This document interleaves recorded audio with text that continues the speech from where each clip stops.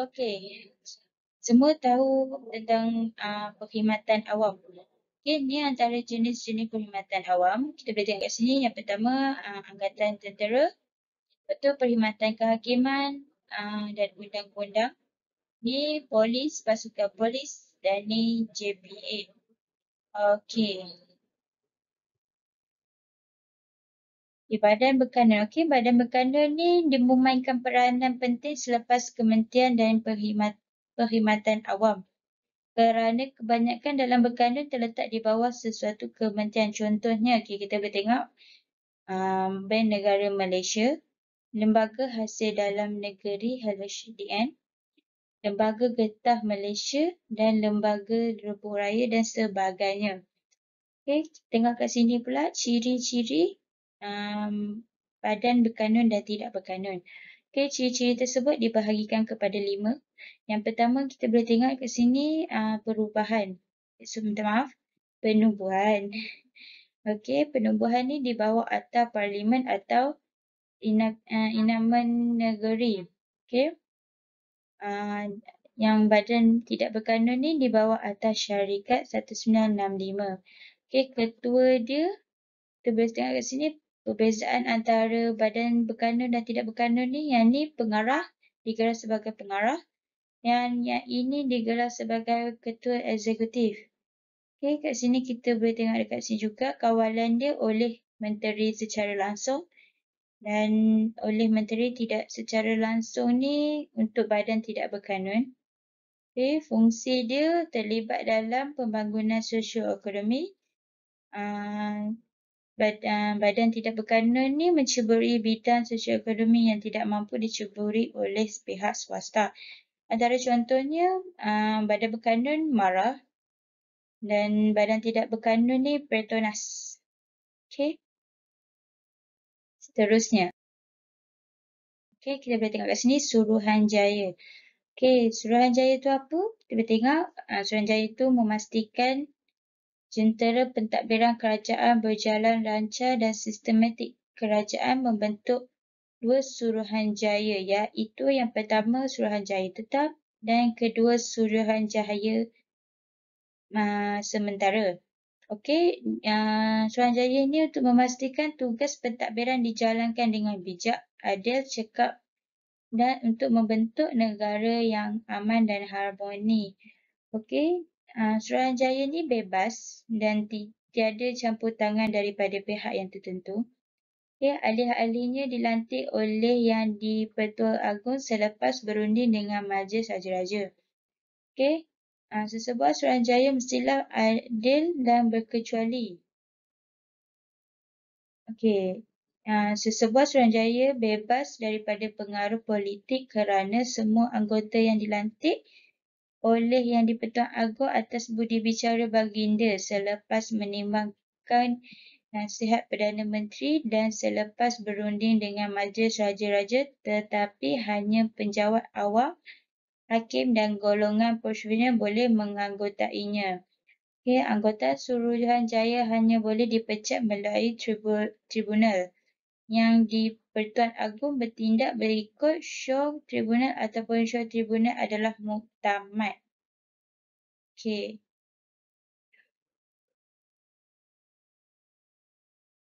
Kita lihat sini yang pertama Suruhanjaya Tetap. Okey, Suruhanjaya Tetap ni dibahagikan kepada 5. Yang pertama perkhidmatan awam, yang kedua pilihan raya, yang ketiga perkhidmatan pendidikan, yang keempat perkhidmatan polis, yang terakhir Majlis Angkatan Tentera.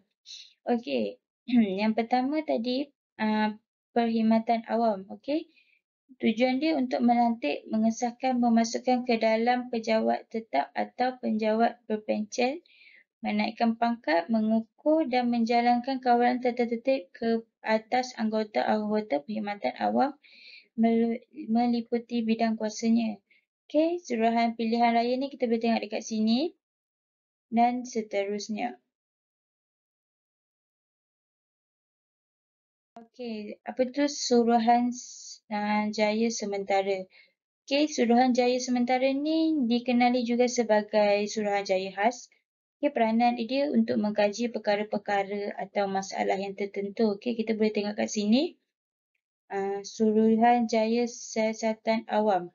Suruhanjaya Gaji Aziz, Suruhanjaya Gaji Harun, Suruhanjaya Siasatan Raja. Okey, contoh suruhanjaya yang tidak tetap yang pernah diwujudkan di negara kita. Okey. Okey, kita boleh tengok kat sini. Seterusnya di peringkat negeri pula. Okey, di peringkat negeri kita yang pertama, kita ada Raja, Sultan yang di-Pertuan Agong. Yang kedua, Majlis Mesyuarat Kerajaan Negeri Esko dan Dewan Undangan Negeri yang dikenal sebagai ADUN. Seterusnya kerajaan tempatan dan last sekali bahagian daerah mungkin jajahan dan kampung. Okey, kita tengok kat sini. Raja Sultan yang di-Pertuan Agong. Okey. Perlembagaan Persekutuan Malaysia memperuntukkan bahawa kuasa eksekutif negeri dijalankan oleh Raja Sultan ataupun yang di-Pertuan Agong. Okey, perlembagaan negeri memperuntukkan raja bertindak menurut budi bicara dalam menjalankan tugas seperti melantik menteri besar, setuju atau tidak setuju permintaan membubarkan Dewan Undangan Negeri, memperkenalkan pelantikan ahli-ahli mesyuarat kerajaan negeri atas nasihat menteri besar. Yang seterusnya Majlis Mesyuarat Negeri, Jemaah Menteri, Kabinet dan Kabinet Negeri. Okey, Raja Sultan yang di-Pertuan Agong perlu melantik Esko dan Menteri Besar untuk mengetuai Majlis Mesyuarat Negeri. Okey, Raja Sultan yang di-Pertuan Negeri boleh melantik tidak melebihi 8 atau kurang daripada 4 orang ahli. Peranan dia untuk menyemai kabinet. Selain ahli DUN menang pilihan raya dilantik sebagai Esko, terdapat 3 anggota Perkhidmatan Awam Negeri menjadi Esko seperti Setiausaha Kerajaan, Penasihat Undang-Undang, Pegawai Kewangan. Okey. Majlis Mesyuarat Negeri Jemaah, Menteri Kabinet Negeri. Okey, pelantikan Menteri Besar Ketua Menteri boleh dilantik atau dibubarkan oleh Raja setelah mendapat kepercayaan sebilang besar ADUN. Okey, bidang kuasa kerajaan negeri ini adalah agama, pertanian, pendidikan, perhutanan, pentadbiran tanah dan air dan sebagainya untuk kemajuan negara. Okey, seterusnya kita tengok kerajaan tempatan. Okey, wujud pada Terwarta Akta Kerajaan Tempatan 1976 yang diluluskan oleh Parlimen. Kerajaan tempatan dan desentralisasi kuasa kerajaan negeri mempunyai bidang kuasa tertentu dalam mentadbir dan menguruskan hal ehwal negeri masing-masing. Lazimnya, pegawai tertinggi dalam kerajaan tempatan dipanggil sebagai Datuk Bandar bagi bandaraya, manakala untuk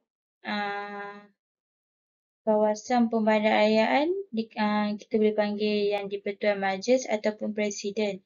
Okey, keputusan dan cara pelaksanaan tidak boleh dipersoalkan oleh kerajaan pusat dan persekutuan.